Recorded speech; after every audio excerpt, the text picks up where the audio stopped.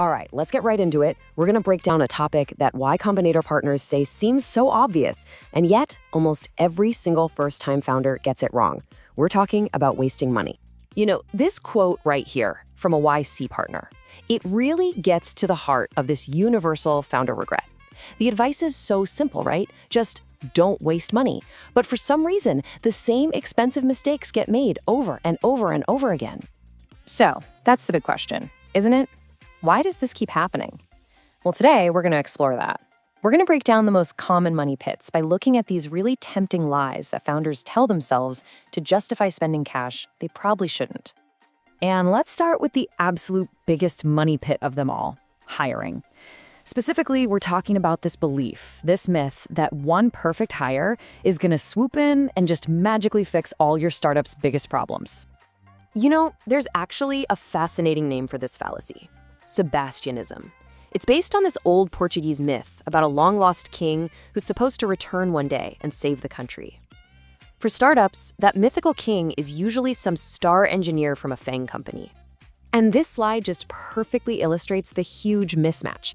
You expect this person to be a super producer from day one, but the reality? Their incredible talent was built for a totally different environment, one with massive teams, specialized tools, and established processes. At your tiny startup, that entire support system is just gone.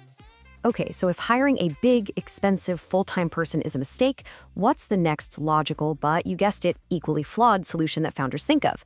Right, a flexible army of contractors. But here's the trap. Contractors almost always become this long-term cash drain. It starts out as a temporary band-aid, right? But it's just so much easier to keep paying them than to do the really hard work of hiring. So you keep paying, they keep getting cash, but they have zero real skin in the game. And this quote is really the ultimate takeaway from the whole hiring trap. In those early days, you just can't hire your way out of problems. If something needs to be done, whether that's building an app or making sales calls, the answer is you. The founder has to be the one to do the work and learn the job first. End of story. All right, on to the second major way startups just burn through cash. This incredibly seductive idea that you can just spend your way to success with marketing. This slide maps out a super dangerous journey. Let's take the real example of TripleByte. They started with a small test budget for ads, just to learn, but the ads worked. So whenever growth numbers looked a little low, they just crank up the ad spend. This went on for 3 years, until one day the ads weren't profitable anymore, and they had to go through this incredibly painful correction. And that's really the key insight here. Paid growth can feel amazing, but it can also mask these deep, foundational problems with your product. It stops you from doing the hard work of building something that can actually grow on its own, without you constantly having to feed the machine with more and more cash. And it's not just ads. Founders often fall into this high-cost, low-impact trap of traditional event marketing.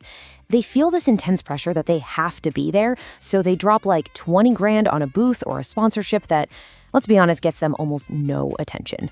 But instead of spending money, the scrappy founder's move is to creatively hack the event for maximum attention at almost zero cost.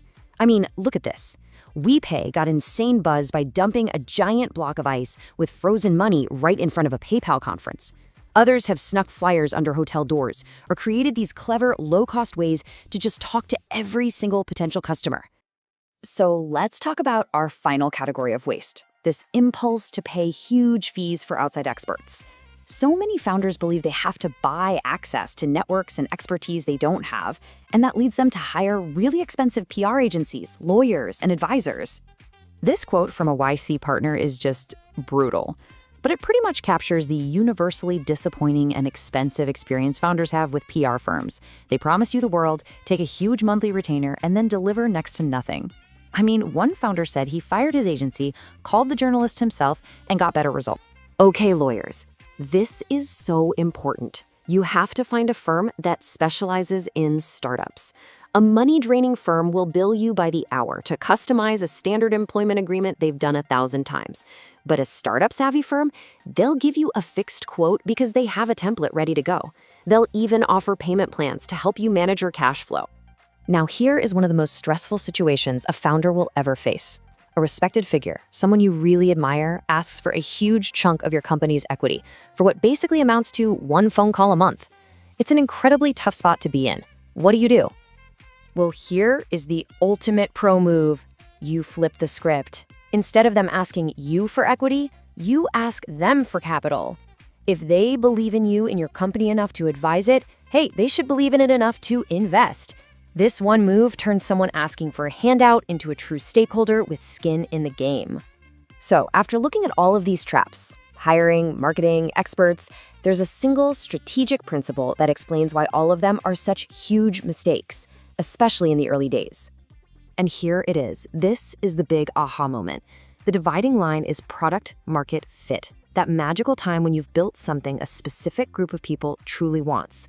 Before you have it, your only job is to learn as cheaply as possible. You have to be scrappy.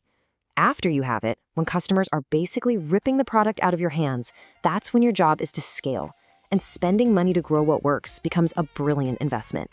This slide right here really ties the whole thing together into an actual mindset. You earn the right to spend money by first proving things out the hard way.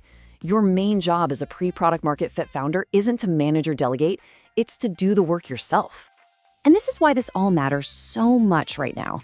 It used to be that startups were forced to be scrappy because they just didn't have any money. But today, with so much more capital available early on, financial discipline isn't a necessity anymore. It's a deliberate, strategic choice. So we'll end with a question for you. After hearing about all these traps, I want you to ask yourself, what's the expensive savior or shortcut that you're currently trying to buy? Because whatever it is, that's probably where you're at the biggest risk of wasting your two most precious resources, your time and your money.